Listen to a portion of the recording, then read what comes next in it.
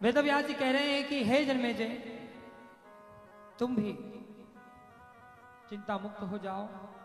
ये कथा अवश्य तुम्हारी भी चिंता को दूर करेगी और जो तुम चाहते हो कि किस प्रकार देवी पुराण श्रवण करने से उद्धार होता है वह सुने। मनुष्य नहीं, दानव नहीं, अपितु देवता भी अपने उद्धार के लिए देवी पुराण श्रवण करते हैं। और देवी पुराण से ऐसा नहीं कि देवताओं का उद्धार होता है, मनुष्यों का उद्धार होता है। अपितु अगर दानव भी देवी पुराण अनुष्ठान करता है तो उनका भी उद्धार हो जाता है, लेकिन उनका विधान अलग है।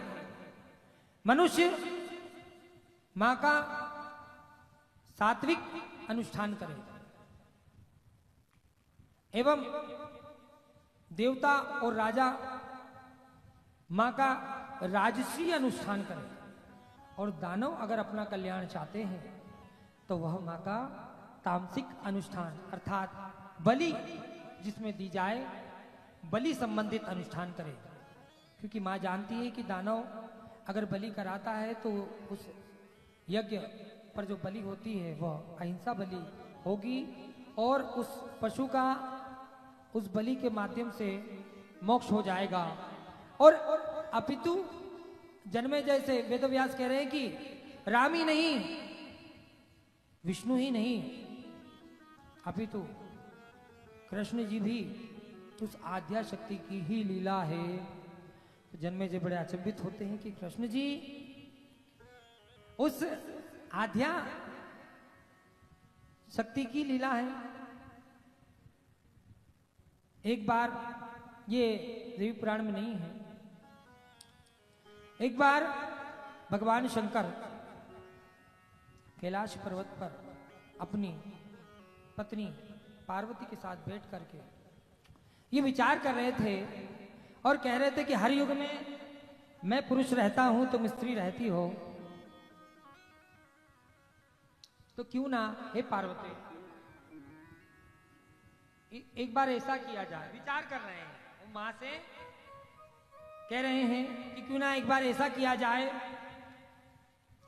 कि मैं पुरुष हूं तो मैं स्त्री हो जाऊं और तुम स्त्री हो तो तुम पुरुष हो जाओ। बड़े ध्यान से सुनिए, भगवान शंकर स्त्री होने जा रहे हैं और मां पार्वती पुरुष होने जा रही है।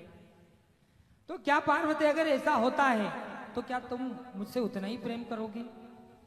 और पति होने के नाते में तुमसे ये वर भी चाहता हूं कि तुम इस प्रकार की लीला करो कि तुम उस आद्या शक्ति की अंश रूपा शक्ति हो, तुम्ही के भीतर वह समाई है और उसी के भीतर तुम समाई हो, तो तुम मुझे वचन दो। तब मां पार्वती कहती है कि हे शंकर, मैं तुम्हें यह वरदान देती हूं कि 7वें मनवंतर में 28वां द्वापर जब आएगा, अभी वाला जो चल रहा, क्या चल रहा है, ये 7वां मनवंतर चल रहा है।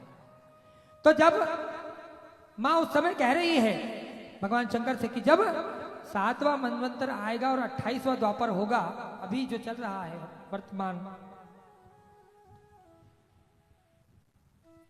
ये हम बात 5300 लगभग कुछ पूर्व की बता रहे हैं आपको, जो वेदव्यास जी कह रहे हैं।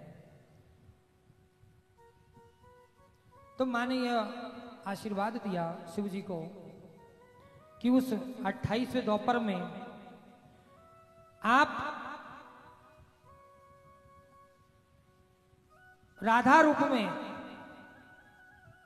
उस द्वापर में जन्म लोगे, भानु की पुत्री बनकर, और ये जो आपके 8 गण हैं, 8 गण हैं, ये आपकी वहां पर 8 सखियां बनेगी। और आप चाहते हो ना कि प्रेम जो अभी का है वैसा ही रहे, तो उस प्रेम को बनाए रखने के लिए मैं स्वयं पार्वती काल का रूप धारण कर उसी काल में, उसी द्वापर में कृष्ण के रूप में जन्म लूंगी।